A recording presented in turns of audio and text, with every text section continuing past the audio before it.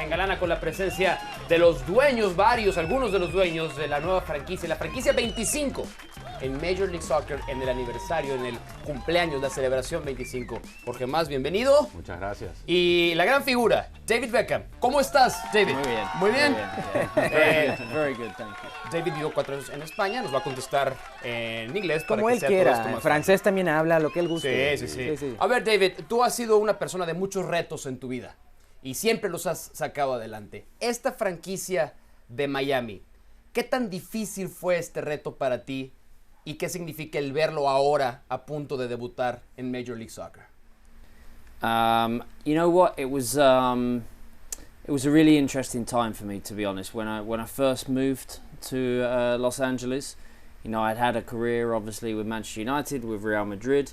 There was many important people for me throughout my career, but you know, this was a major step for me to come to the US, to come play in a league that, you know, I'd only been around for not so many years, and especially leaving Real Madrid. You know, leaving Real Madrid at the time, we'd just won the La Liga, which was an important moment for me. But then, you know, I decided to take on a different challenge and come to the MLS and you know, enjoy my career here. And it was exceptional. But I never thought that I would ever be sat here, you know, a few years later, being an owner of my own team. So, you know, it's exciting times. Jorge, eres un hombre de negocio muy exitoso. De todas las cosas que podrás invertir tu dinero, ¿por qué decidiste en un equipo de fútbol en Major League Soccer hoy en día y en Miami? Bueno, primeramente porque existía un vacío en nuestra comunidad en Miami. Ver la pasión de los fanáticos y ver en realidad una ciudad global que es Miami, pero lo más importante de Miami es que es un mosaico cultural. Tantas personas de distintos países, distintas culturas, pero lo cual existen dos cosas. Uno, el primer deporte es fútbol, y dos, la pasión latina, porque somos una comunidad mayoritaria hispana, somos un equipo bilingüe, pero en términos, mira, yo vi el potencial de la MLS, vi el potencial que Miami sea el equipo que pueda elevar a la MLS al nivel global y mundial, y especialmente con mi socio David Beckham, que es un ícono global, una figura que nos puede ayudar a abrir nuevos mercados por su trayectoria como jugador, y también lo que ha podido ser después de su carrera, porque yo creo que es tan popular o más popular hoy que cuando jugaba. Y una de las grandes piezas para su equipo fue Rodolfo Pizarro. ¿Qué tan importante? ¿Por qué Rodolfo Pizarro se convirtió en el objetivo de ustedes? Why did you put your eyes on Rodolfo Pizarro to become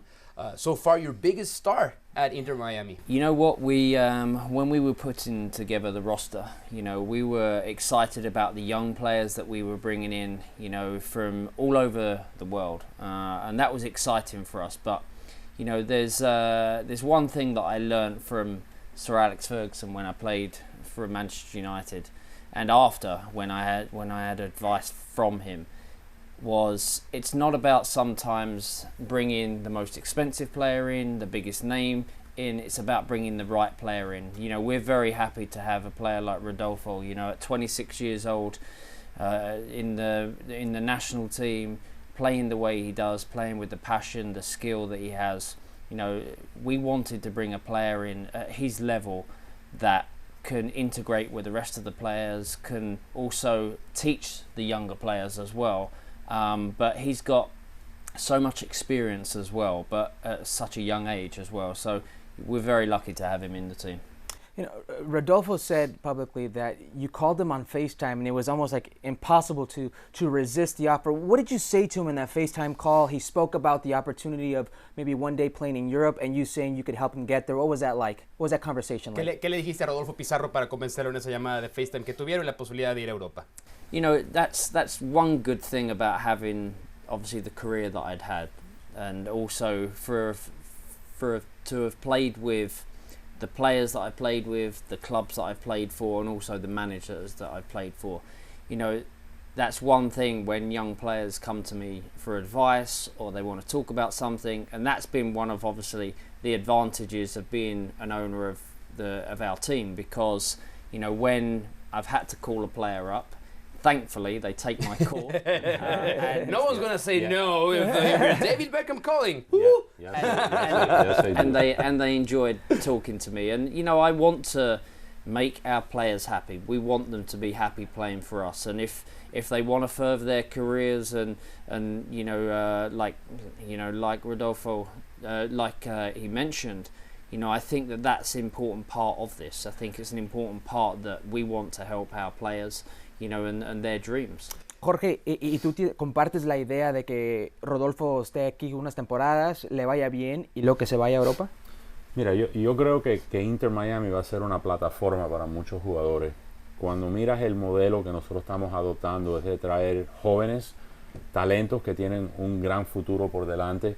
Y yo veo Inter Miami como una plataforma. Primero, para que tengan éxito en la MLS. El objetivo nuestro es ganar, poder levantar trofeos y copas y ganar la Champions, la CONCACAF.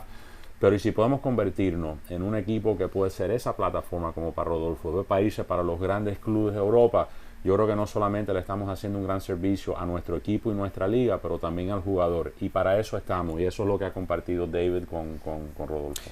Yo, lo decía en el arranque del programa, para mí la MLS se divide A, B, D, B. Antes de Beckham, después de David Beckham. Como jugador y ahora como dueño. Pero ¿cuál crees tú que ha sido tu mayor aportación a esta liga en los últimos 25 años? What do you think is the biggest part of your presence here at the MLS for the past 25 years? How do you think you have your greatest impact so far?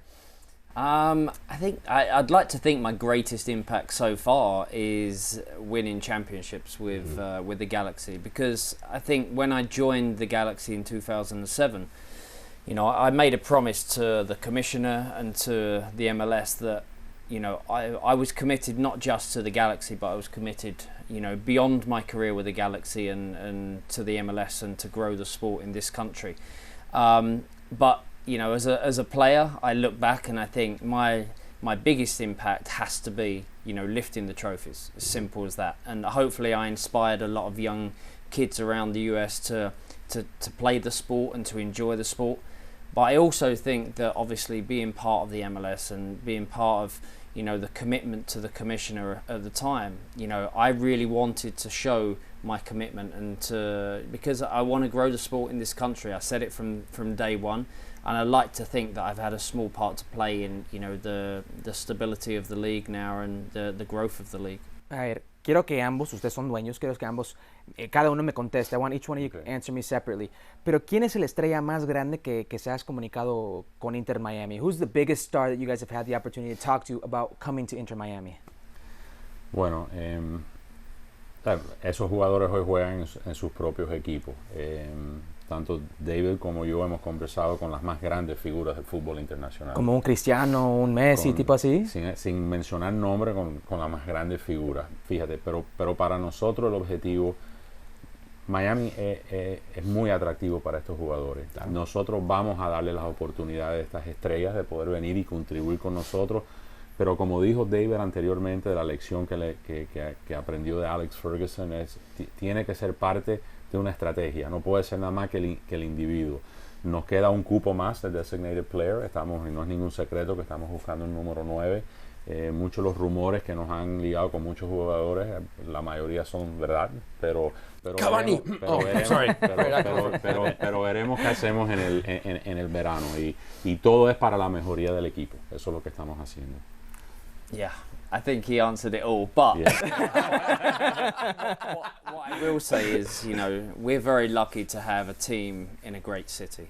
Obviously there's many other teams in great cities around the US and in this league, but I think that we're very lucky. And also, obviously, because of the career that I've had and I've played, in different cultures, in different countries, for different teams, obviously being successful in the UK, then obviously moving to Madrid, being successful playing for the other teams that I played for as well.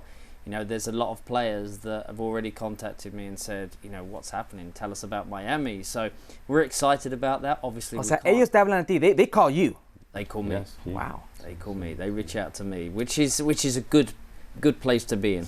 ¿Considerarías, pedirle que regrese de su retiro a Hérculez Gómez? Would you consider asking her to come out of retirement, play 6 Not if months you know what's good until for you. you guys No. sign your He hasn't number 9? called. He hasn't called. Yeah, there's one person that hadn't called. Two LA Galaxy legends right here. This is a legend. Esa es una leyenda. Yeah, él tiene su estatua.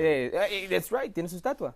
Sí, yours is coming up. It's Yours is coming up. It's coming up. Pero sí tengo esta curiosidad, David, en tu caso, que eres un embajador mundial, no nada más del fútbol, haces mucho trabajo de caridad, muchos proyectos para ayudar a la gente.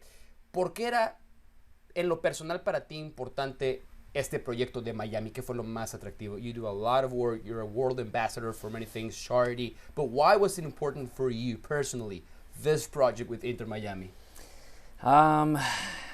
It was important because, like I said, back in 2007, I was leaving Real Madrid, one of the biggest clubs in the world, to come and play in Los Angeles with the Galaxy in a league that hadn't been as established and around as long as some of the European leagues. So for me personally, it's a commitment. It's a commitment that I made to the league. It's a commitment that I made to the commissioner. And it's all about legacy. We're both building this team for our families. We want our kids to go and walk into our stadium in 20 years' time and say, wow, this is what our dad's built. So it's about legacy. It's an important part for us. And I truly believe in this sport, in this country, and I truly believe in this league and the growth of this league. We've seen a huge growth in the last 10 years, and hopefully it will continue.